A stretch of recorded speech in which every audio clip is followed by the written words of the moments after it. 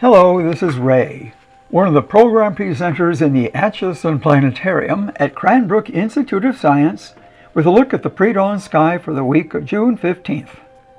Our morning sky still features 3 planets. 2 of them are in the south. The brightest is Jupiter. It's just to the right of due south at 4 a.m. Eastern Daylight Time. Saturn is fainter and to the left of due south. If you've been tracking these 2 planets the past few months, you'll have noticed they've slowly been drifting to the west. In fact, the entire sky has been drifting to the west due to Earth's orbit around the Sun. The 3rd planet is Mars. It's over in the southeast. Looking at Mars through a telescope, we'll see that it isn't fully lighted. It's only 84% illuminated right now because of the angle at which we view it. This is the least amount of illumination for Mars. Near the end of August, Mars will be due south at 5 a.m. and will be 100% lighted. NASA will be launching another robotic explorer to Mars in July or August. If all goes well, it'll land in February 2021. Its name is a Perseverance rover. Its mission is to look for signs of ancient microscopic life on Mars and collect rock and soil samples. Those samples will be safely stowed on Mars. It's possible a future mission could pick up the samples and return them to Earth. Perseverance's mission is planned to last for 1 Martian year, which is not quite 2 Earth years.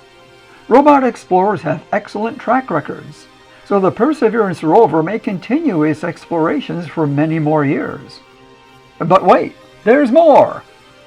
The rover will deploy a remarkable robot called Ingenuity. It'll be mounted underneath the rover and will be lowered to the surface. The rover will move away and Ingenuity will come to life. It'll fly like a helicopter. Mars has a thin atmosphere, and Ingenuity's mission is to test powered flight on Mars for the first time. Ingenuity will fly over the terrain taking pictures. The so-called summer solstice occurs at 5:44 p.m. Eastern Daylight Time on June 20th. Why so-called? Although it's the start of summer for us, it's the start of winter in the southern hemisphere. A more appropriate name would be the June solstice. Solstice means the sun stands still. Well, now how can the sun stand still? Well, it really doesn't. As Earth orbits the Sun and we go through the seasons, the Sun gets higher and lower. To see why, let's add 3 special lines to the sky. The first line is called the Celestial Equator.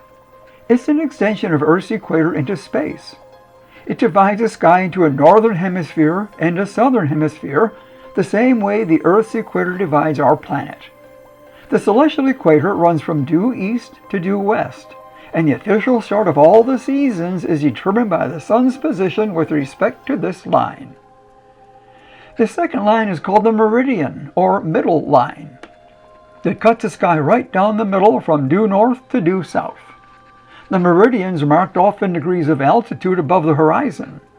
90 degrees is straight up, and 0 degrees is on the horizon. The third line is called the Ecliptic.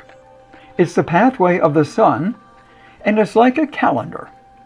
Because the Earth's axis is tilted 23.5 degrees, the ecliptic is tilted 23.5 degrees with respect to the celestial equator. Part of the ecliptic is above the celestial equator, the other part is below. Around midday on the June solstice, the sun's about 71 degrees above the horizon seen from our location in Michigan. That's its highest point above the celestial equator for the year. But how does a sun stand still? Or to see what's going on, we'll change the date to March 19th. That was the official start of spring in the northern hemisphere this year. We see the sun's located directly on the celestial equator, about 47 degrees above the horizon as seen from Michigan. Now let's go forward in time.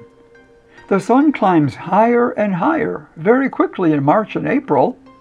By the end of May, the sun's altitude is around 70 degrees, but it seems to hover there day after day, no higher and no lower as we go into June. So the sun appears to be standing still at that altitude. The northern hemisphere is tilted its most towards the sun on June 20th this year, and the sun's at its farthest point north of the celestial equator. After the date of the June solstice, the sun starts getting lower and lower day after day. It's a slow change at first, but it speeds up in July and August. In September, the sun crosses the celestial equator and fall begins in the northern hemisphere. The sun keeps getting lower and lower in October and November. There's another solstice on December the 21st. We've hit rock bottom. The northern hemisphere is tilted its most away from the sun on this date, and the sun's at its farthest point south of the celestial equator. After this point, it starts climbing higher, slowly at first, then more rapidly. We'll stop again at the June solstice, but now it's 2021. We're all 1 year older. Well, let's get ourselves back to the morning of June 20th, 2020. Sunrise on the 15th is at 5:54 a.m. Eastern Daylight Time. At the end of the week, on the 20th, sunrise is at 5:55 a.m. Since the 20th is the solstice, the sun will rise at its farthest point towards the north in the northeast. From here on, the sun will be rising later and later in the morning. Thanks for visiting and keep looking up.